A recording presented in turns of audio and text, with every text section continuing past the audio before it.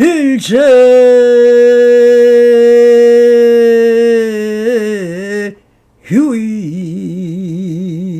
휴의법이 여모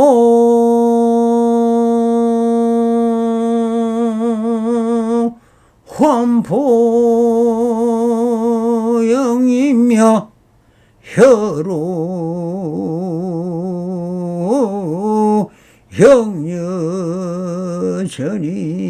영여전이니 응자 여시관이니라 나모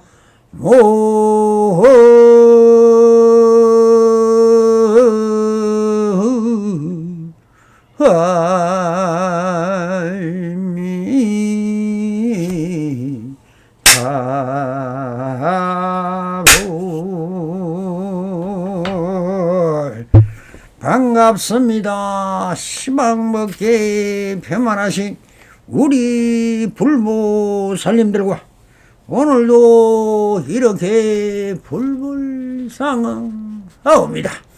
평상심이 도입니다. 언제나 안심인명하시어서 본불볼락하옵소서. 바람이. 자, 오늘도 조사서 후문록 상근 상당대기 32 눈동자는 시방에 길게 뻗쳤다. 본문을 따라 한번 보서를 해보도록 하겠습니다. 상당하여 말씀하셨다. 눈동자는 시방에 길게 뻗쳤으며 눈썹은 위로 하늘을 뚫고 아래로 황천을까지 뚫었으며 숨이 사는 거대의 목구멍을 막아버렸다. 알아낸 점이 있느냐? 알았다면 전파국을 이끌고 가서 신라국과 한판 붙어 보아라. 여기에 상당 본문은 간단하지만 깊은 현지를 담고 있는 우문선사의 신번께를 읊은 것이라고 보아야 할 것입니다. 우리가 흔히 말하는 삼천대천세계란 삼천대천세계는 불교의 우주관에서 사용되는 용어로 하나의 부처님 세계, 즉 부처님 한 분이 교화하는 영역의 광대함을 나타냅니다. 이는 우리가 사는 세상의 단일한 것이 아니라 무수히 많은 세계들로 이루어져 있음을 보여주는 불교의 독특한 세계관을 표현합니다. 구성 원리로는 삼천대천세계는 다음과 같은 단계로서 크기로 구성됩니다.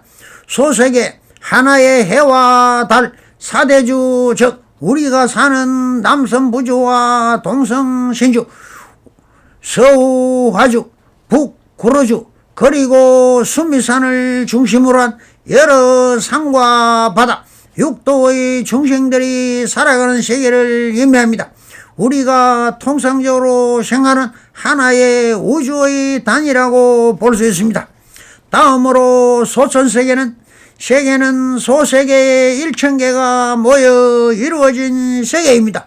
즉 소천개 곱하기 1000입니다. 중천세계는 소천세계가 1000개 모여 이루어진 세계입니다. 소천세계 곱하기 1000입니다. 이것을 소세계로 환산하면 소세계는 곱하기 1000 곱하기 또 1000이 100만 개의 소세계가 됩니다. 대천세계는 중천세계 1000개가 모여 이루어진 세계입니다. 즉 중천세계 곱하기 1000입니다. 이것을 숫자로 환산하면 소세계 곱하기 1000 곱하기 1000 곱하기 1000으로서 10억 개의 소세계가 됩니다. 이처럼 세 번 천을 거쳐 1000배 확장되므로 3000세계라 하면 최종적으로 매우 광대한 세계가 되므로 일대천이라고 합니다. 결국 삼천대천세계는 10억 개의 소천계로 이루어진 하나의 거대한 부처님 세계를 뜻합니다. 삼천대천세계의 의미는 삼천대천세계라는 개념은 다음과 같은 불교의 의미를 담고 있습니다.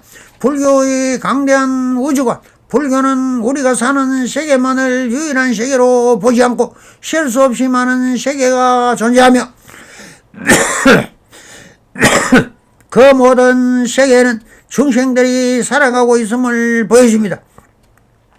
이런 현대의 다중 우주론이나 광활한 우주 개념과는 상통하는 통찰을 보여줍니다. 부처님의 위대함은 부처님 한 분이 교환한 인연이 이처럼 광대하다는 것을 부처님의 지혜와 자비 그리고 권능이 무한함을 상징합니다. 중생의 다양성에는 광대한 세계에는 다양한 종류의 근기의 중생들이 존재하며 부처님은 그 모든 중생을 제도하기 위하여 노력하심을 암시합니다. 아상의 답화면에서 본다면 우리가 사는 세계나 나라는 존재가 절대적이지 않고 광대한 우주의 한 부분에 불과하다는 것을 깨닫게 하여 아직과 편협의 시각을 벗어나는데 도움을 줍니다. 인연의 건물면에서 본다면 모든 세계가 서로 연결되어 인연의 건물처럼 얽혀 있다는 연기사상을 더욱 강조합니다. 삼천대천 세계는 불교의 심오한 우주관과 더불어 부처님의 크나큰 자비심과 깨달음의 영역을 상징하는 중요한 개념입니다. 그 삼천대천 세계의 광대한 세계를 대성기실론에서 마명보살은 세속과 출세간으로 나누었듯이 세속은 신법계와 신법계로 나눈 것입니다. 신법계는 지수화풍으로 이루어진 우리의 몸의 색으로 형상이 있고 물질인 점으로 인하여 색계라고 하고 마음은 형상과 모양이 없으므로 무색계라고 하였듯이 여기서 원문서는 말하는 것은 신법계이므로 이 말씀을 오직 신법계를 받아들인다면 이 사람은 견초와 안목이 있는 사람이고 그 말씀이 말이나 뜻으로 받아들인다면 중생심이며 세속심이 되어버립니다. 먼저 밝힌 말을 한번 보겠습니다. 눈동자는 시방에 길게 뻗었음이라고 하셨습니다. 이 말은 말에 따라가면 선동자가 눈동자가 시방을 길게 뻗쳤다는 말이 되지를 않습니다. 눈동자로 파악할 수 있는 것은 안구에 빛이 닿는 부분만이 시각으로 감각할 수 있습니다.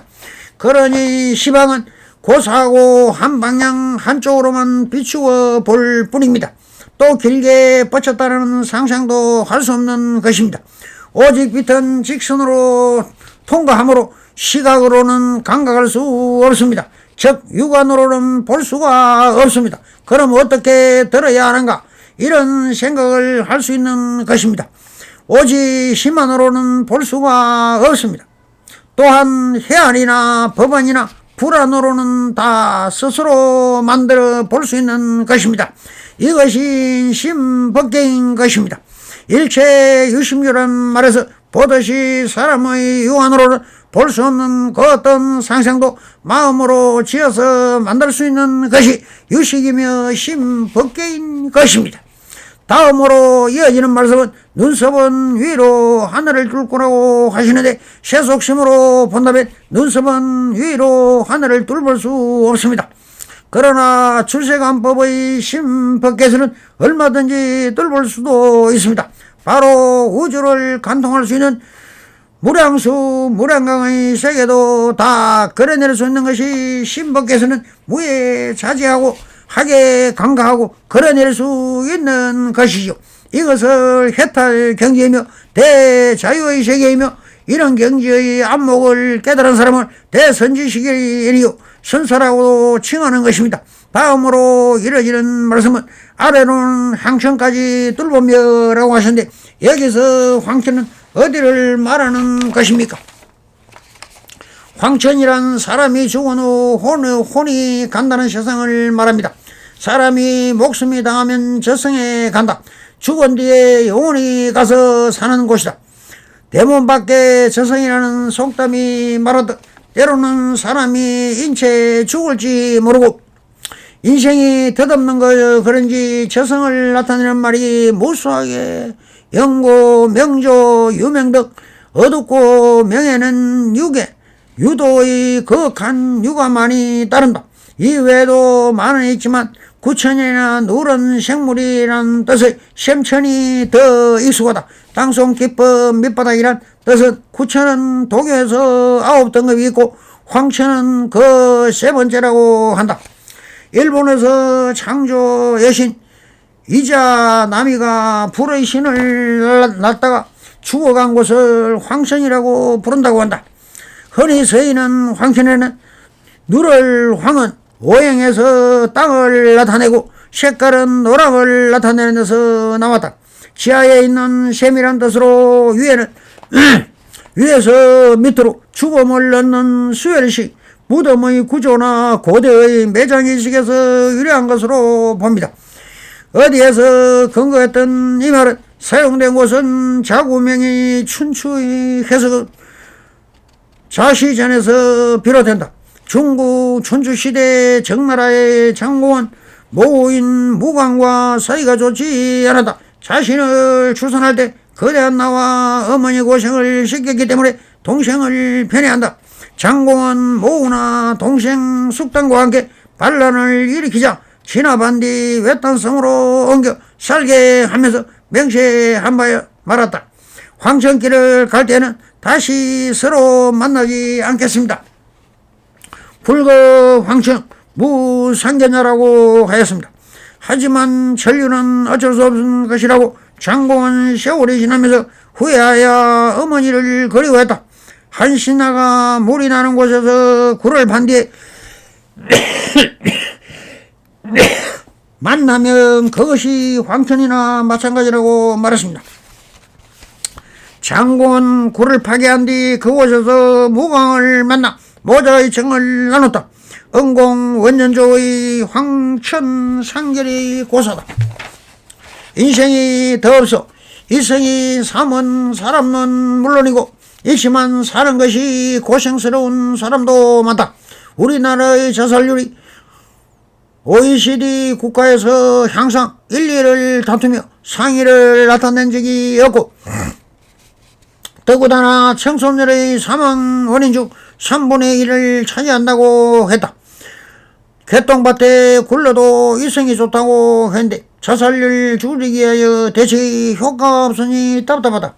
이런 이야기는 다 도교에서 유래되어 유교에서 유래된 것이며 불교에서는 생사일례하여 죽음 자체를 인정하지 않는다. 왜 그런가 하면 마음의 형상도 모습도 없는데 어찌 죽을 수가 있겠는가 라는 듯이 신법께서 하시는 말씀이며 모든 것은 내 마음의 자유자재함을 밝히고 있는 말씀인 것입니다. 그리고 이어지는 말씀은 이렇게 말씀을 하십니다. 숨이 사는 그대의 목구멍을 막아버린다고 하십니다. 조그만 목구멍에 숨이 산으로 막아버린다고 하는 말씀은 말의 화타라는 말씀하시어 어느 도단을 말씀한 것이라고 보아야 할 것입니다. 여기서 어느 도단을 좀 더 알아보고 가겠습니다. 어느 도단 심행처멸이란 대지도로 도노의 도여문론에 나오는 말이다. 언어와 표현할 수 없고 생각으로 침략할 수도 없다는 의미다. 이는 신불교에서 강조하는 말이고 절대의 깨달음의 세계를 표현하는 데 쓰이는 말이다. 언설이나 글자로도 표현할 길이 있고 마음으로도 어찌할 수 없다는 뜻. 한마디로 언어의 효능가치가 사라졌다는 뜻이다. 여러 대성경전과 논술에서 제법 실상에 대해 다양하게 설하고 있는데 용수가 전 대품 반야경의 추석서인 대지도론에서 제법 실상을 설명하는 가운데 어느 도단 심행체멸이란 말이 나온다. 제법 실상은 불교의 근본 진리를 가리키는 용어의 하나이다. 법화사상을 철학적으로 압축한 말이다. 대승불교를 일관하는 근본 사상이다. 제법이란 이 세상에 존재하는 모든 것을 말한다. 현재까지도. 그리고 또 하나하나 전부 최고의 경기를 내포하고 있다는 것. 제법 하나하나가 다 있을 자리에 있고 거기에 제 나름의 존재 가치를 지니고 있다는 것이 제법 실상이다. 즉 우리 우주의 모든 존재와 사물은 있는 그대로 진실한 것, 가치 있는 것, 나름의 역할을 다하고 있는 것으로 말인데, 연기의 실상은 제법 실상으로 표현하는 길이다. 그래서 대지도론에서 말하기를 제법 실상은 곧 받냐 바람이라고 했다. 그러한 제법 실상을 바로 하려면 보살의 지혜라야 한다. 즉 보살이 처음 발심할 때부터 큰 서운을 세우고 큰 자비의 마음을 일으켜서 크고 날카롭게 지혜로운 일체의 치우친 선정에 머무르지 않고 마침내 모든 언어의 표현이 끊어지고, 즉 언어도 아니고 마음으로 행할 바가 모두 사라진 곳에 심행천멸에 이르려야만 마침내 제법 실상을 다하는 것이라고 한다. 꼭 했다. 그 뒤 중국 당나라 시대 마조 도일선사의 제자였던 해주 회선사의 어록지 도노의 도요문론에서 말했다. 경에 이르기를 언어의 길이 끊어지고 마음 가는 곳이 없어진다고 하니 그 뜻이 어떠하냐. 문경은 언어도단 심행첨멸 기여라고 했다. 이에 대해 진리의 궁극처는 깊고도 묘해서 말로서는 어떻게 설명할 수 없고 글로서도 도저히 표현할 수 없으며 마음을 써도 결코 생각할 수 없음을 찬탄하는 말이다. 곧 궁극의 진리를 표현하는 말로서 궁극의 진리는 말도 끊어지고 글도 끊어지고 마음으로도 도저히 미칠 수가 없어서 생각조차 끊어진 경기라고 했다. 좀 더 구체적으로 살펴보자. 언어도 다른 말길이 끊어졌다는 말이고 말로 표현할 게 없다는 뜻으로 언어도가 면, 도단 등과 같은 맥락의 말이다. 심행첨멸은 사람의 생각이 미치지 못하는 경지니 사람 마음속으로 생각으로 닿을 수 없다는 말이다. 즉 마음의 작용이 미치지 못하는 경지, 곧 사랑 분별이 끊어진 경계를 말한다. 여하는 어떻게 하는가, 어떠한가, 명사에 대해서 이르기 기초나 어떠한가라는 의미다. 말 앞에 나타나는 어떤 것을 어떻게 하느냐, 또 앞말을 나타내는 것이 어떠한가라는 것을 나타내는 말이다. 그래서 성가에서는 진리라는 말로 설명할 길이 없고 생각으로도 헤아릴 수 없다. 그러므로 진리는 경전이나 문자로 설명하지 않고 마음에서 마음으로 전한다. 불인문자 교회별진이라고 말한다. 말로는 감정의 전달도 제대로 안 된다. 그러니 고요한 세계, 즉 진리의 세계는 결코 말로서 표현할 길이 없다. 말로는 음식마다 나도 제대로 설명할 수 없다. 예컨대 된장 맛을 말로 설명해보면 어떻게 해야 하겠는가. 된장을 먹어보지 못한 외국 사람에게 된장 맛을 설명하기는 참으로 난해 아니이다. 마찬가지로 진리의 세계를 말로 표현하기 어려운 것이다.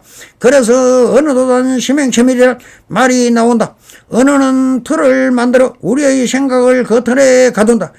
언어화를 통찰하는 요구하는 문제는 해결 능력으로 미비시킬 수 있는 사실을 이해해야 한다. 한글이 모든 소리와 모양, 우주 만물을 글자로 나타낼 수 있다고 했지만 사람이 어떤 이미지를 모두 그 형상을 언어로 표현하라고 한다면 오히려 그 이미지에 가는 기억력이 흐려진다. 뇌에 각인된 모습을 전적으로 단어로 표현하기 위하여 애쓰다가 보면 이미지가 흐려진다. 그래서 말로 표현하기란 어려운 것이다. 누구나 어떤 사람이나 얼굴이나 꿈이나 본 풍경을 말로 표현하라고 하면 그 이미지는 선명한데 말을 제대로 표현할 길이 없을 때가 있다. 이것이 언어 능력의 한계이다. 언어로 표현할 수 있는 단어는 한정되어 있기 때문이다.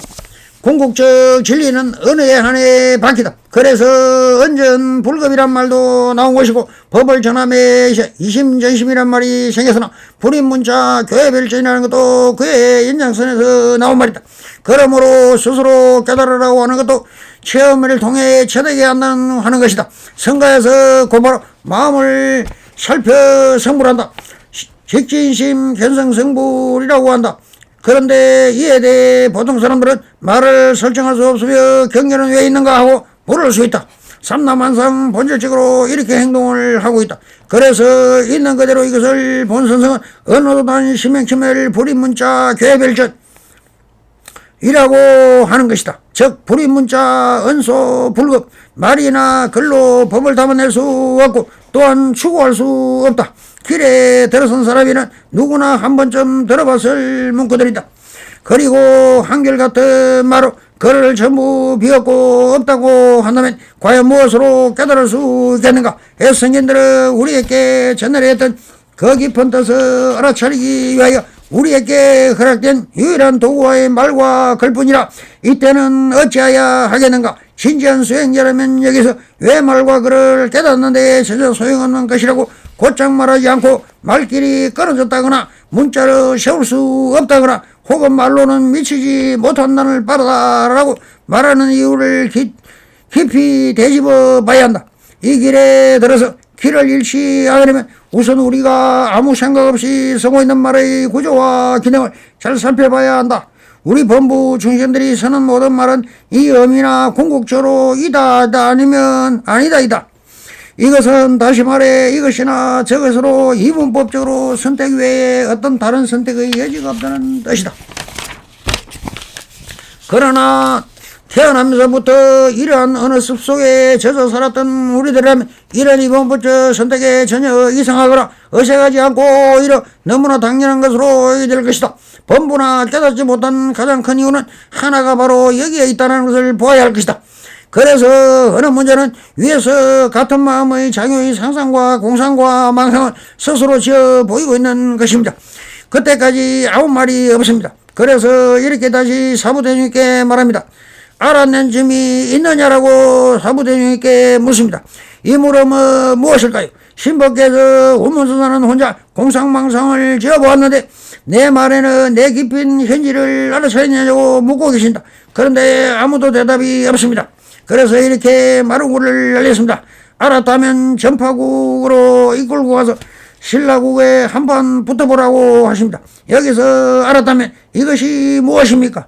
안다 모른다는 상대성 원리로 차별과 몸빌심을 버리고 내가 하는 말이 아니라 공개의 발장이며 이것이 우주의 발장이며 제법 실상이라고 있는 그대로를 알아차리는 뜻으로 한 말인데 이 말을 바로 알아차린다는 납자가 없느냐? 법문도 마치십니다. 모든 법은 있는 그대로 실상임을 알아차려야만 제법 실상임을 깨달아야 하는데 누가 알아차는데 드러나지 않으니 답답할 뿐입니다. 성불이년 매소서 바람 감사합니다.